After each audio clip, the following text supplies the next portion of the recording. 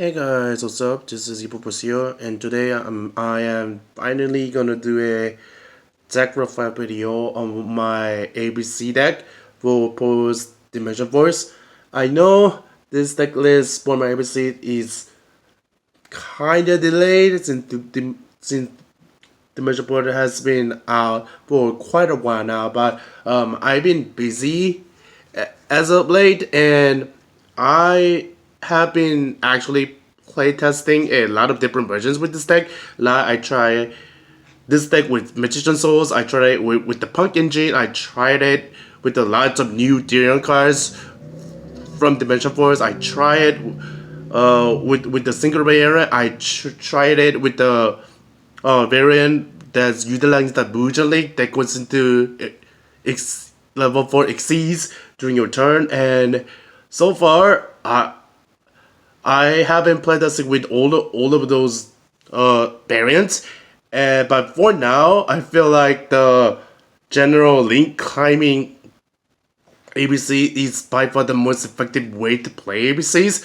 but I'm not gonna showcase you that profile because that profile has been up online across social media like literally everywhere. So I am going to show you guys my Synchro variant that I have been playtesting with my friends and locals as of lately. I mean, this variant of the deck has been edited and modified like quite a bit, but if you guys see this variant of ABC somewhere that's leaked over social media and the internet, well, shame on me, I guess. Try for net decking. But for now, this is the Synchro variant for my ABC that I have currently going on right now. So without being said, let's get straight down to the list. So for the pieces is 2A, 2B, and 2C. This is the most optimal ratio for the pieces right now because these are very searchable at the right time and in the right way as you need to be, and playing more bricks. I mean, these are technically bricks in your deck, so if you play 3 copies of each, they're basically gunnets in your hand. That doesn't really do anything unless you have a hanger in your hand. So 2-2 is the most optimal ratio. You can play the third B if you technically want to, because it is the best piece. But 2-2 is the most optimal ratio because if you play one of each piece, where if one of them gets like banished or something, you can back buster. So 2-2 is the most optimal ratio. And then 2 additional pieces in the deck, which are the Tortune here, which is the best utility piece in the entire deck because it is a Union Tuna monster that's searchable with Hangar and Reactivation that goes into Halq Brabas, so that you can expand further. And this is the only card in the deck. Union Driver. You need to play 1 in ABC is optimal because playing 2 and playing 3 God forbid if you open multiple copies of this card, because 1 is optimal, and if you do open it, hopefully you can discard it with the bread package along the way, and then we could be read Regulus, and then you driver effect right there, so that you can continue playing. But 1 driver is a right number. Yeah, so those are the pieces. Adding more pieces in the deck, which are the 3 hangers and reactivation. Reactivation is particularly hanger if you open up a piece. So these are basically 5 hangers that you play in the main deck, and reactivation lets you extend even further if your opening it has a piece into it, because you're basically triggering Hangar twice if you open Hangar, piece, and discard. So it's really good. 5 hangers in the main deck is really good.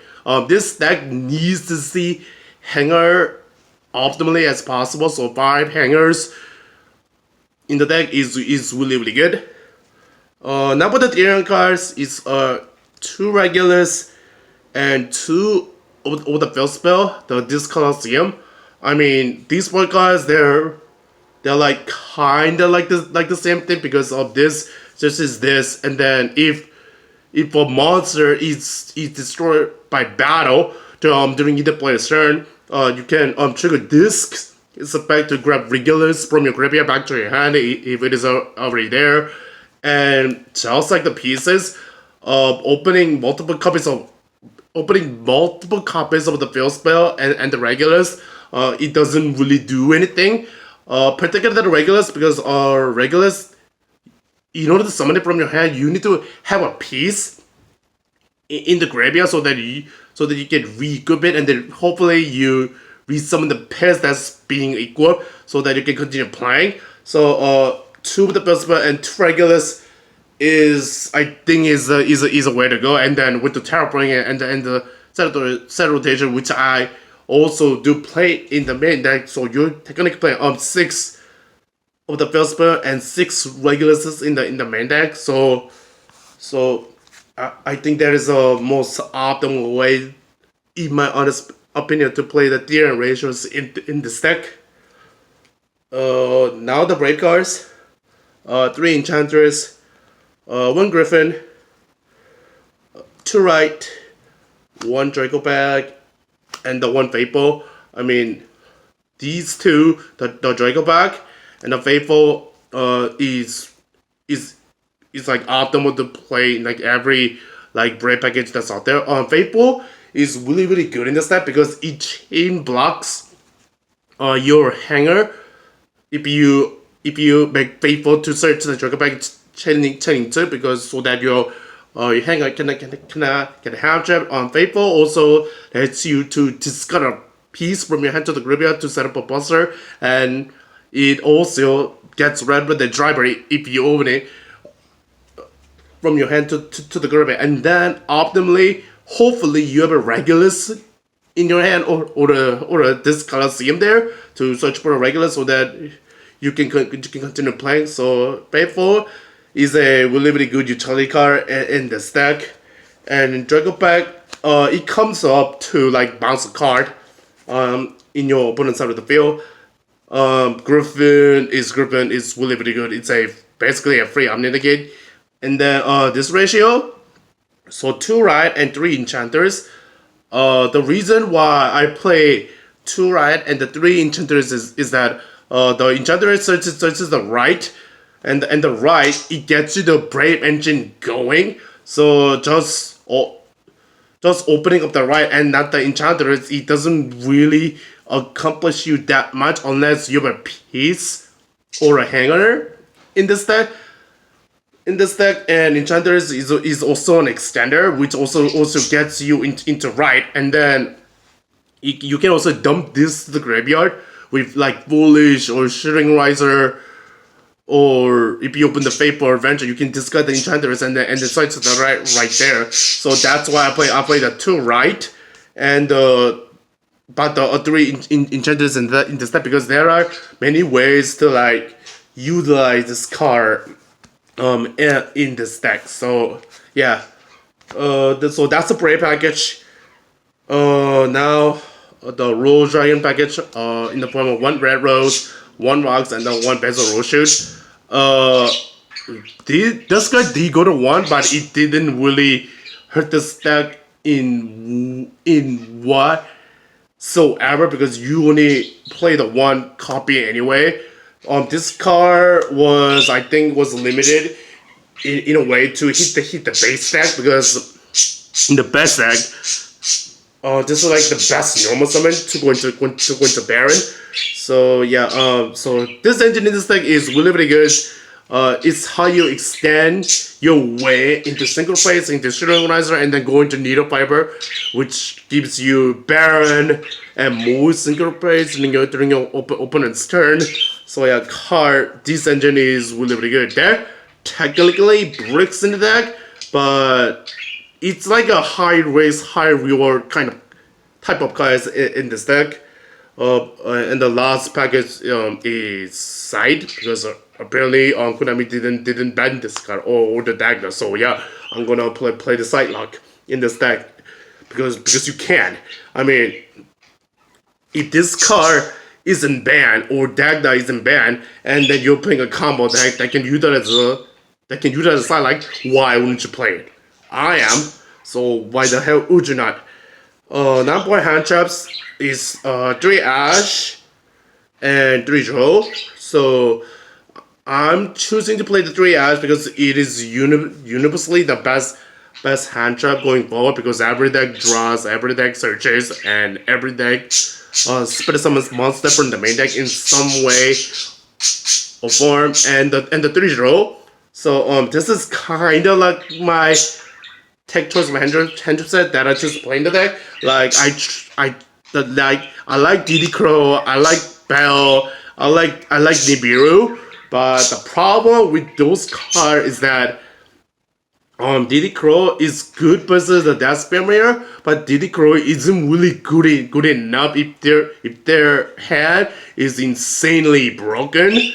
And Nibiru, if you open Nibiru and then you make a burn in this deck, your fear itself is vulnerable to Nibiru when you're playing against combo decks. So in order to put both combo decks and Death Spear decks in check, I choose to play Droll over Nibs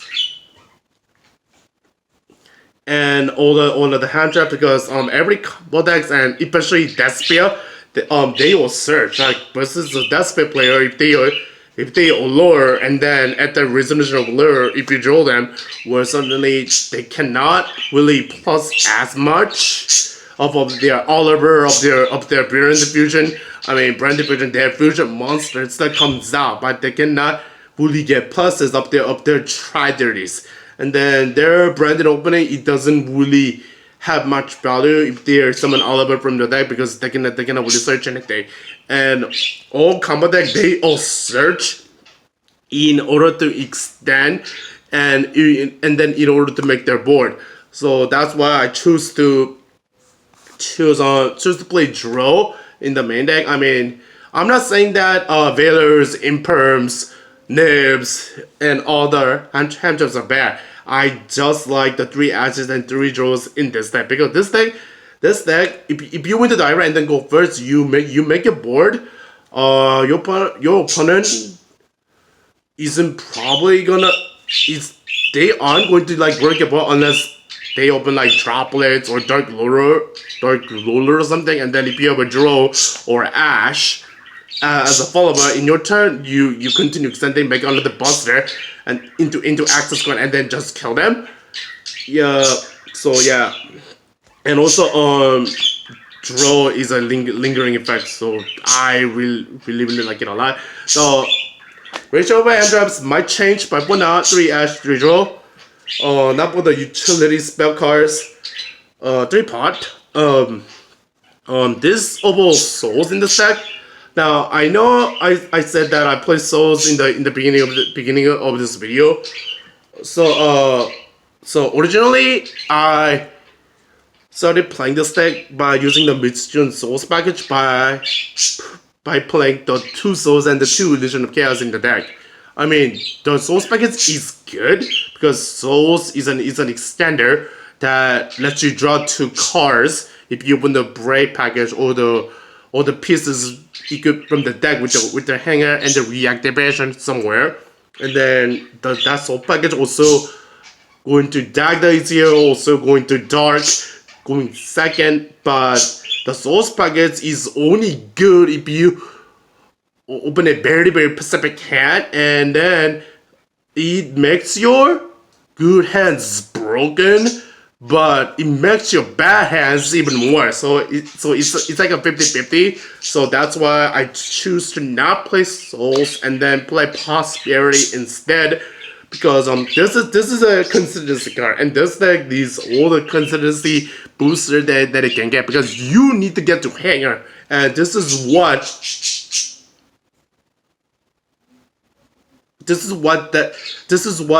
it does for the deck. It gets you into Hangar that faster. So depending on your ad, you banish 3, get to Hangar. If you don't see any of the engines to complete, you banish 6.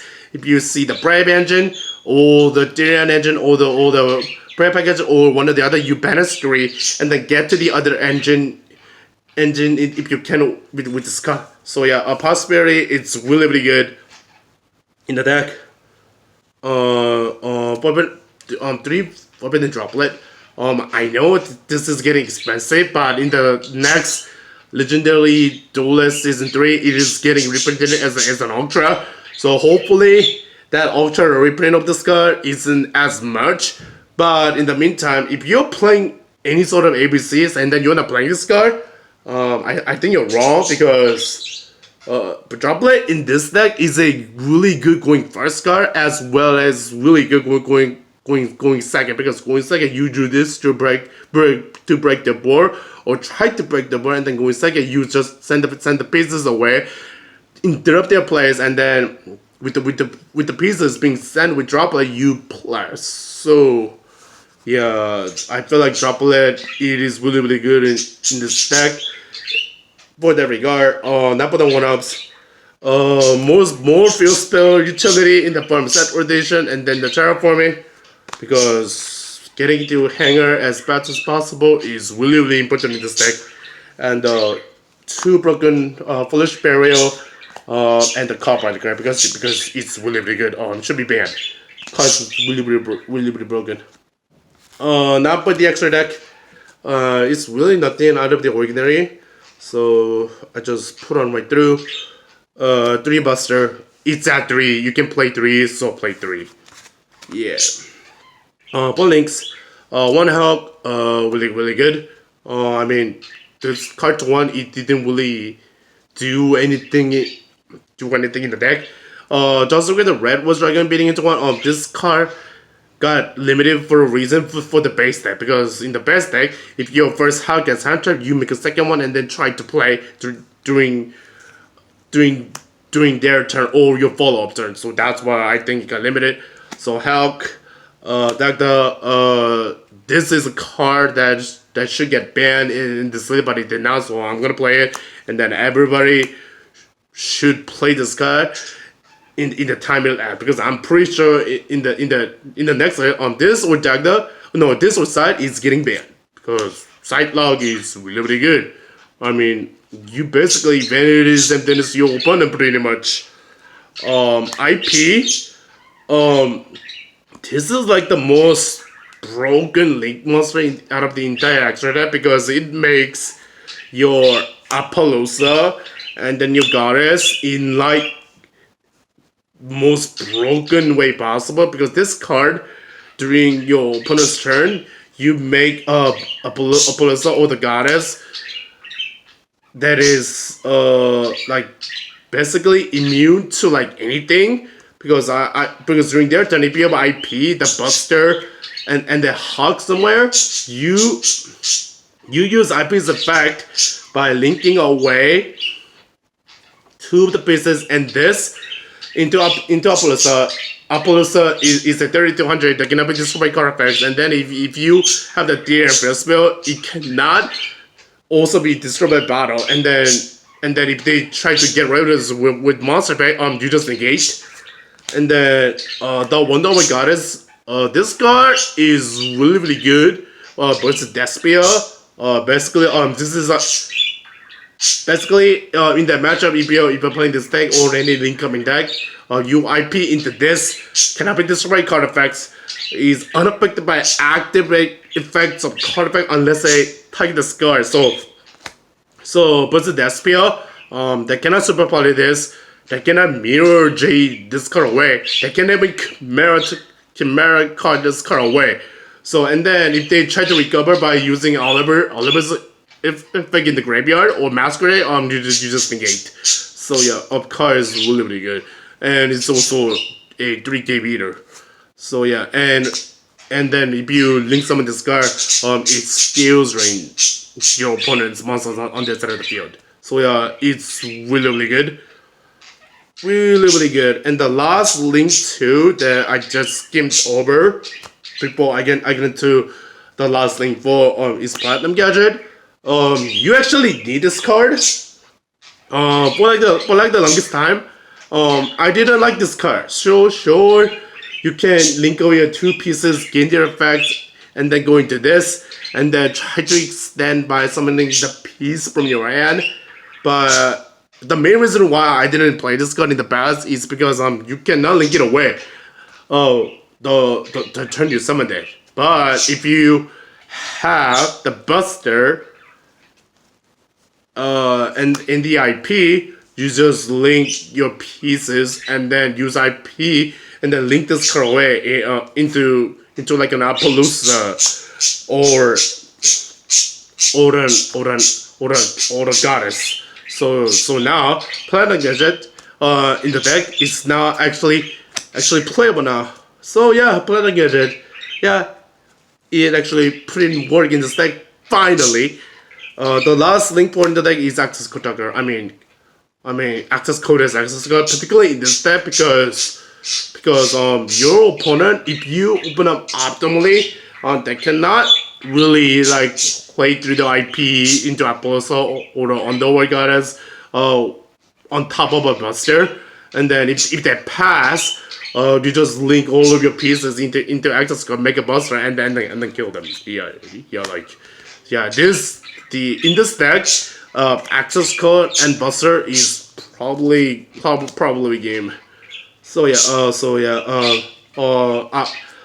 moving on to the last 5 cards in the extra deck, they are all synchros.